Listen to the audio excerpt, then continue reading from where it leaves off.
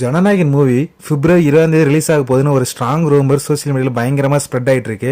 அது என்ன விஷயம் டீடைல்டா இந்த வீடியோ சொல்றேன், ஸ்கிப் பண்ணாம ஃபுல் வீடியோவும் பாருங்க.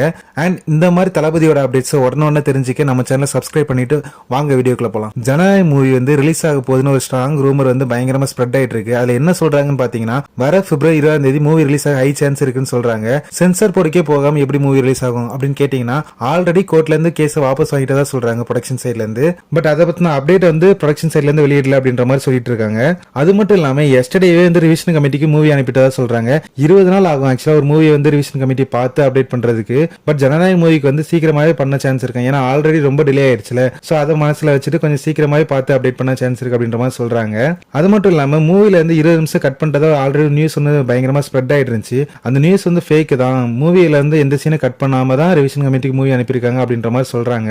இந்த நியூஸ் தான் பயங்கரமா நேத்துல இருந்து சோசியல் மீடியால பயங்கரமா ஸ்ப்ரெட் ஆயிட்டு இருக்கு. பட் என்ன கேட்டீங்கன்னா, மூவியோட ரிலீஸ் டேட் ப்ரொடக்ஷன் சைட்ல இருந்து அபிஷியலா அனௌன்ஸ்மெண்ட் பண்றது வரைக்கும் யாரும் ரொம்ப ஹாப்பியாக வேணாம் தான் சொல்லுவேன். நான்லாம் எப்படின்னா தியேட்டர்ல போய் உட்கார்ந்து சென்சார் கார்டை என் கண்ணால பார்க்கணும். அப்படி பாக்குறது வரைக்கும் நான் நம்புறதா இல்ல. சரி பாப்போம் என்னதான் நடக்குதுன்னு. அண்ட் யாரெல்லாம் தளபதியோட ஜனநாயக மூவிக்கு பயங்கரம் வெயிட் பண்றீங்க அப்படின்னு சொல்லி கீழே மறக்காம கமெண்ட்ல சொல்லுங்க. நம்ம நெக்ஸ்ட் வீடியோல பார்க்கலாம்.